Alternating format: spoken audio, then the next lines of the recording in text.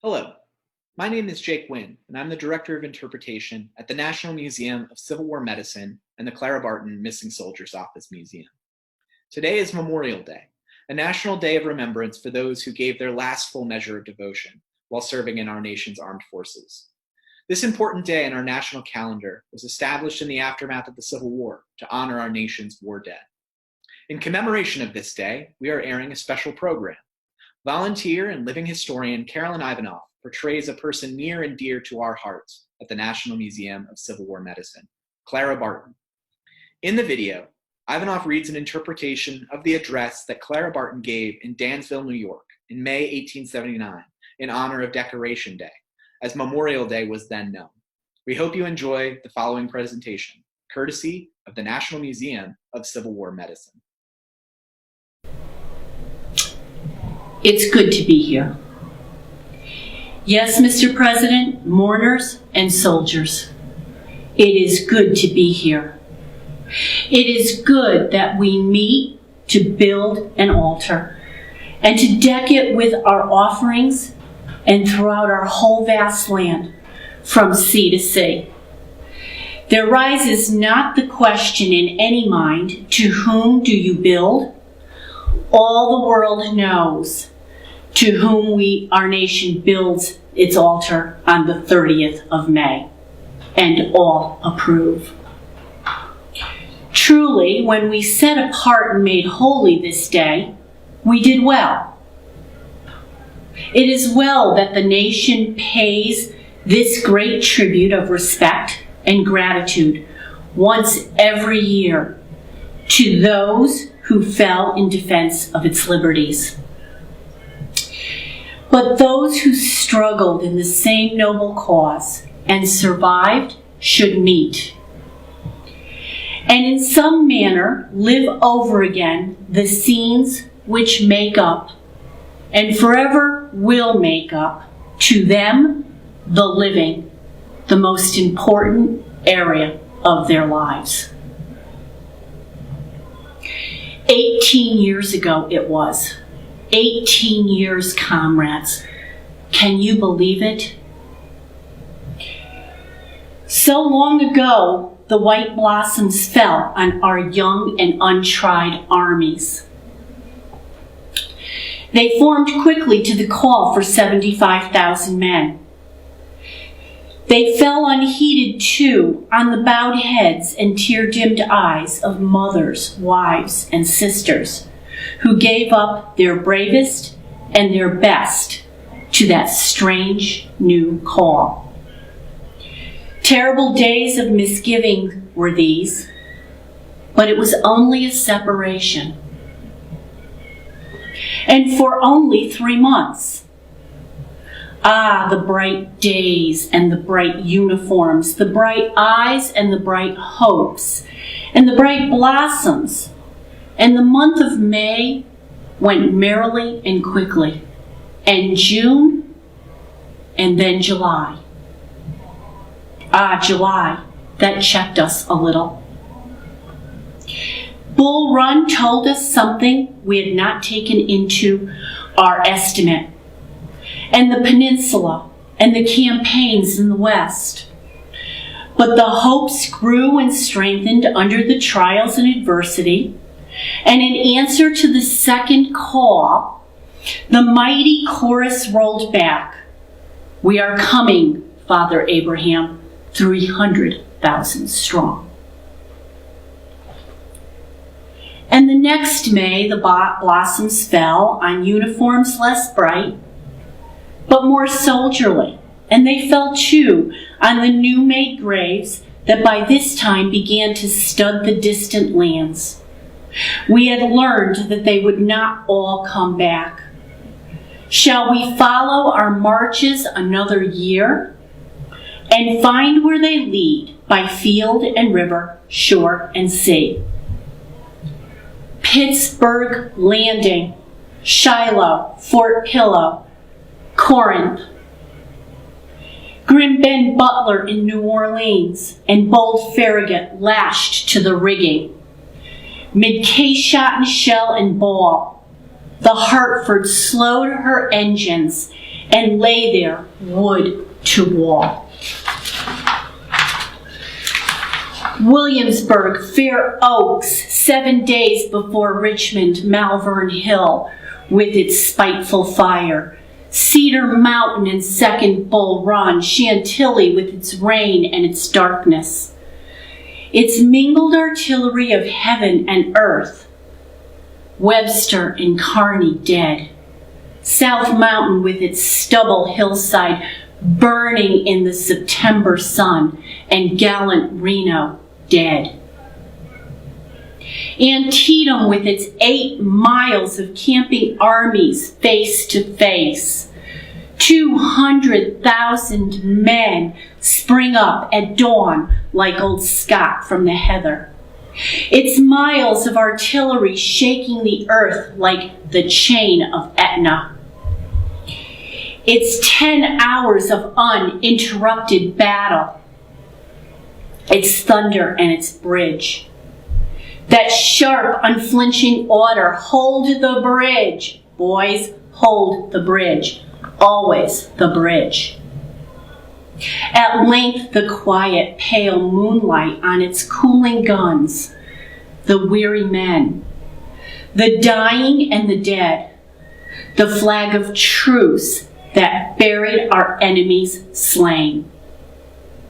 Antietam was fought and won, and the foe was turned back. The long autumn march down the mountain passes. Falmouth and Old Fredericksburg with its boat bridge.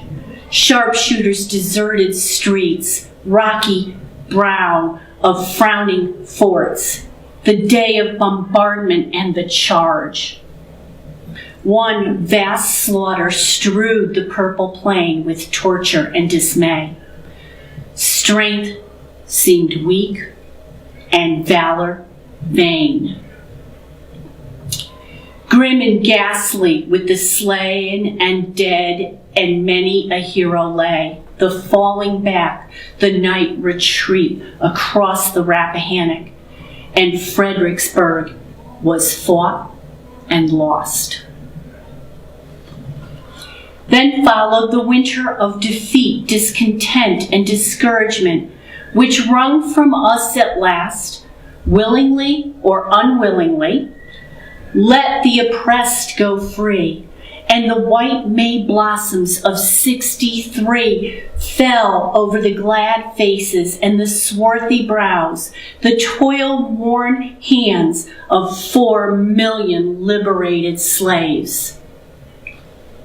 Unconsciously, America had freed a race. It was then she was better than she knew. Shall we go on? We are only into the middle of that march, so gaily taken up in '61. The tide of battle rolls to the west, the bombardment of Fort Hudson and the siege of Vicksburg, always. Chickamauga, Chattanooga, Fort Donelson, Lookout Mountain, Fighting Joe above the clouds, and the 2 great captains challenging the admiration of the world. All quiet on the Potomac becomes a mock word. Charleston sits like the haughty queen with Sumter, Moultrie, Wagner, and Gregg, the watchdogs that growl before her door as the siege goes on. Morris Island, bare and shelterless as Lone Tybee fills her hot, drifting sands with soldiers' graves. Ever the growl of the forts. Ever the answer of the fleet that wheels and circles into line and gives her broadsides. Comrades, it is a comfort to me that your eyes have seen and your ears have heard and your lips can testify to the things whereof I speak. but quiet on the Potomac? What does that signify? To the foe it signifies much, as he creeps ever northward and northward until we who sent armies out to meet him in distant fields at length receive him on our own soil. For 3 days the tide of destruction and death and hell roll over the peaceful valleys of the old Keystone State. The green, fertile slopes of Gettysburg, plowed with cannon, harrowed with fire, watered with the blood, and planted with the bones and bodies of 6,000 slain. What shall the harvest be? What shall it be, Mr. President? Another winter of discontent and gloom and ever-lessening ranks, always the recruiting of forces. And the May blossoms of '64 fell on a world-renowned army of veterans, hard brown faces, sinews of steel, a tread of iron, and hearts soldierly, true, and brave. Uniforms still bright. Uniforms? Heaven knows if you had any. It was well if you had shoes. But the weary spring brought the great captain to the east to fight it out on that line if it took all summer and if it took all winter too. The country lost its little refrain of all quiet along the Potomac. It perished in the flames of the wilderness, was buried on the bloody fields of Spotsylvania, Cold Harbor, Deep Bottom, in front of Petersburg, the trenches of Richmond, the mine, the valley of the Cumberland, Winchester, Cedar Creek, with Sheridan 20 miles away. Southward lay Atlanta, bare and terrible, with not one stone left upon another that had not been thrown down. Its vanished army, the mystery of the world. But the armies of Potomac, Cumberland, James, and the old Ninth Corps that lost itself many times over, but never lost its flag, these are no mystery. Pressing on through mud and blood, shot and shell, nearer and nearer, shorter, when lo, there falls, indeed, a quiet on the Potomac. The flame-tip pen of history writes upon the scroll of fame a single word: Appomattox. Appomattox. And the surrender of Lee. Grant had marched to Richmond, and Sherman had marched to the sea. The white spring blossoms fall again, still on marching armies, but with steps reversed, arms at rest, faces no longer toward the foe. They fall again on the bowed heads and the sorrowing hearts of the widows and orphans of the old northern homes. The blossoms fall on the loyal woman of the nation. How proud I am of you. How proud I have always been since those days to have been a woman. Abraham Lincoln said that without the help of the women, the rebellion could not have been put down, nor our nation saved.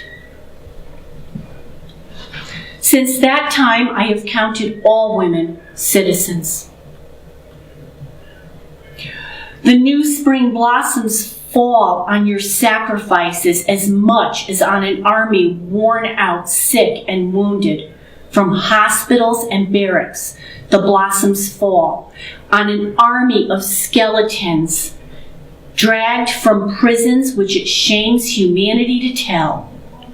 The blossoms fall on the graves of an army of martyrs and on one solitary bier. Flag draped, borne reverently through the land, with a mourning nation weeping in its train. Yes, it is over. The calls are answered. The marches are ended. The nation is saved with glory and gladness.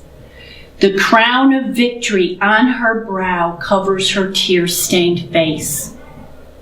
The nation, with grief-bowed head, sits humbly down in the ashes of her woe, to mourn her loss, to weep her dead.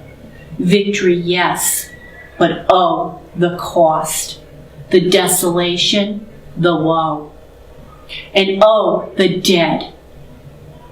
Sacred and oh, so very many thousands of unknown dead. Decorated graves, white blossoms, May of 79. Who lays a flower on those lost graves today? Who lays a flower on the thousands and thousands of graves known and unknown and lost throughout our land? Far down by the yellow rivers, in their oozy graves they rot. Strange vines and strange flowers grow o'er them, and their far homes know them not. 13,000 dead in one prison. 300,000 dead in one war.